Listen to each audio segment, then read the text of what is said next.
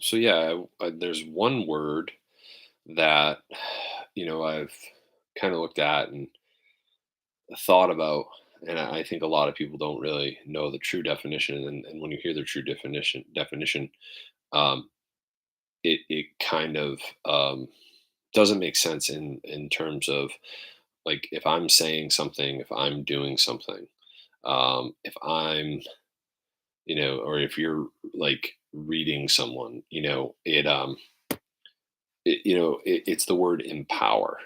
And I actually texted my family today, basically about holistic remedies and approaches and things like that.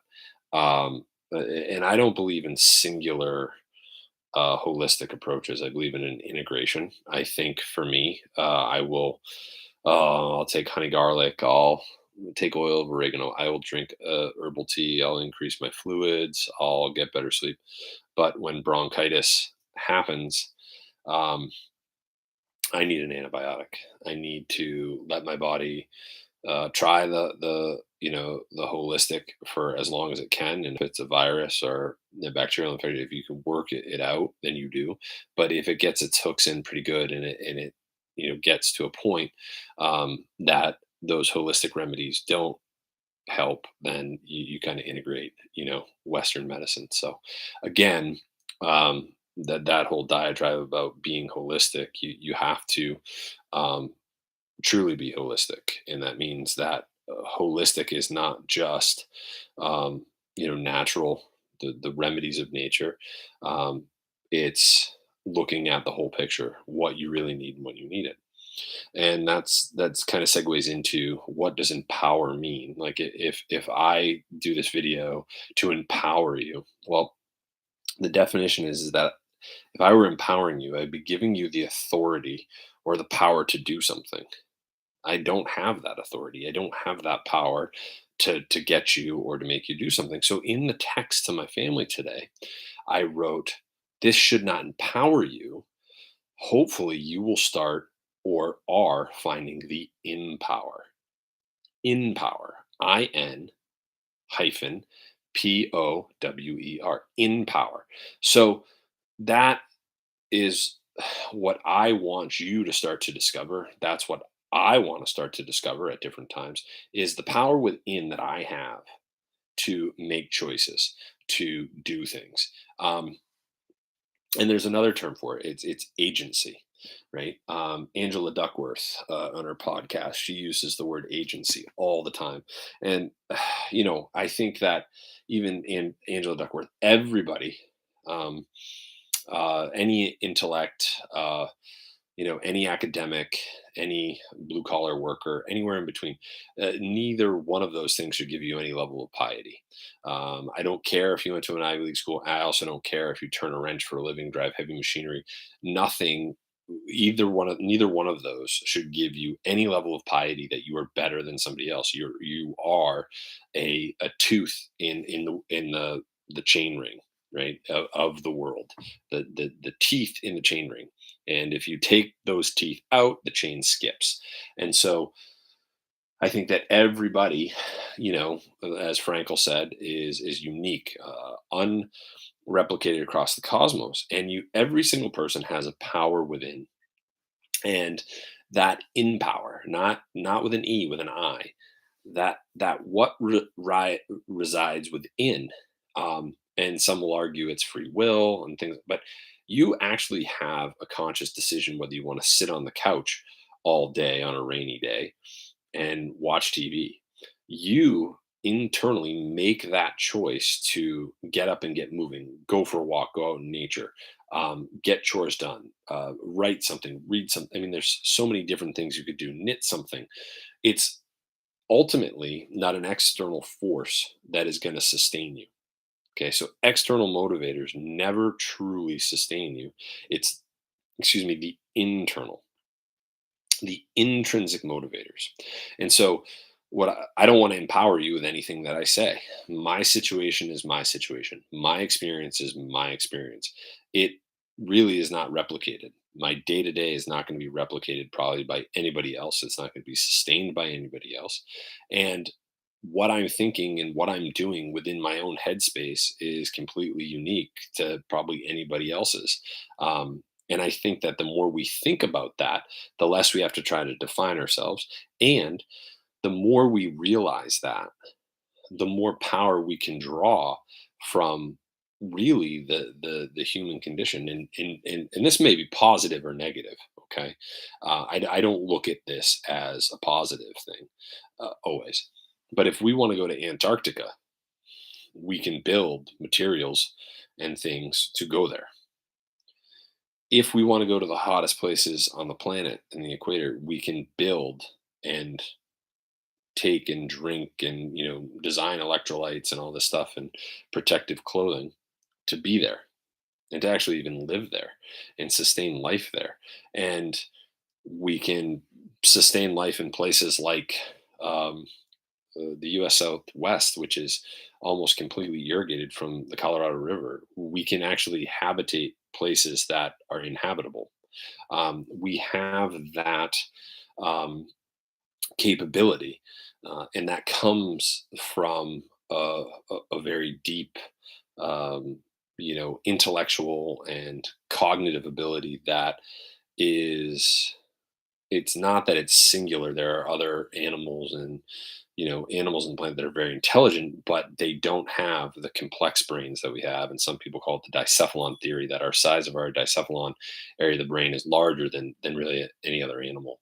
That's a whole nother conversation. But when you look at the um, really, really complex multitudes that are contained within our body with the electrons um, sharing and bonds breaking and the massive energy and the chemical energy that is happening at the smallest levels to give us locomotion, for us to be able to move weight, for us to be able to run, for us to be able to um, you know study for long periods of time, that those energy reserves are, they're there, they're available. They have to be kind of, they have to, you have to continue to give and replenish them, because that you are burning them, you are utilizing them. And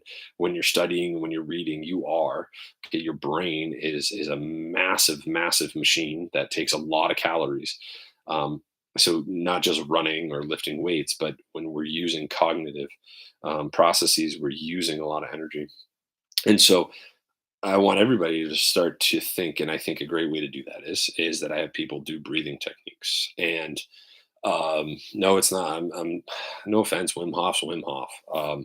I I've done different breathing techniques over the years for different reasons. And then in 2020, I read James Nestor's book, which is a phenomenal book.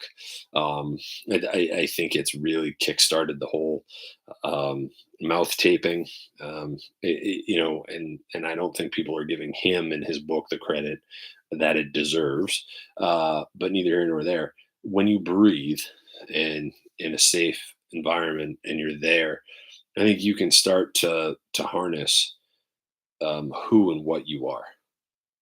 Um, yeah, people are going to call it mindfulness, but if you think about the amazement that you can create, um, like how you do it, and it doesn't have to, like I said, it doesn't have to be better than anybody else. Like your amazement is your amazement, and that amazement, to me, is just when the organ systems are functioning, um, when they're all in sync with each other, when you are in homeostasis, okay, when you are not sick, when you are not infirm, when the body is really, really working together in its dynamic systems, coherently and effectively.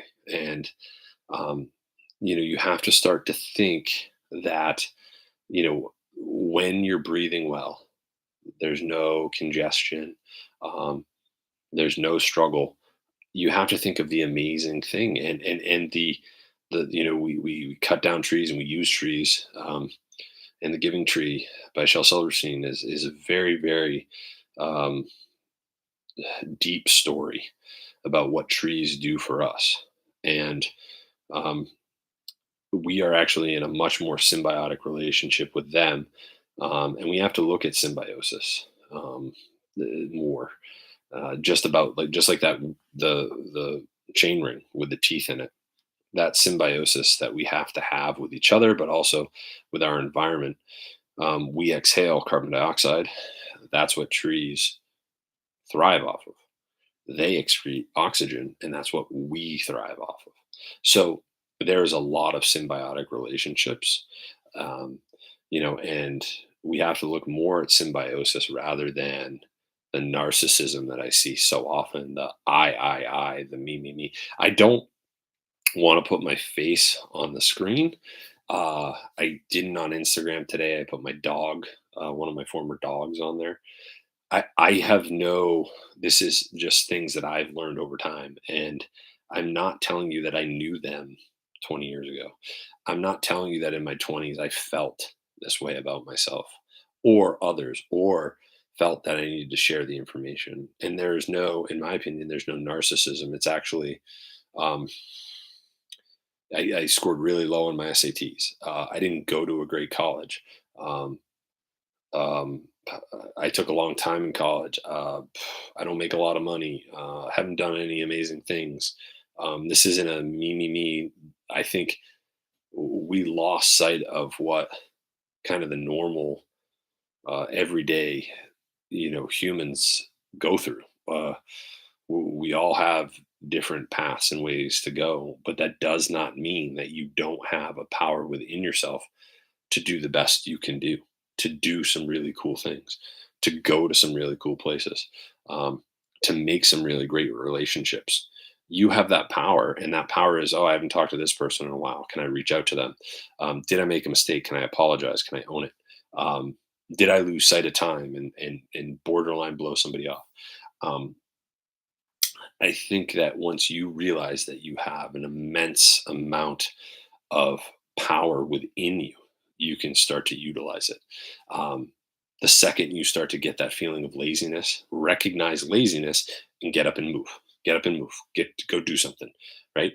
Whatever that may be. And just that little bit of the recognition of laziness, or um, being lethargic. Once you recognize that, that gets you to move. Um, and putting things off, like I'm a wonderful, I would get an A+ in procrastination. Once you recognize, like, I'm going to get this done now, I'm going to address it now, because I'm a procrastinator, just recognizing it can help you to change that is the power that we have. So let's get rid of empower and let's change it to empower. Allow anything you read or you see, any extrinsic motivator, um, maybe, maybe light a matchstick, um, to your in power. And I know I repeat words over and over and over again. I think that's when I was a teacher, I'd repeat to try and get it in. But then you seem like you're a parrot, and you can't really draw any more articulate words to it. But that's it.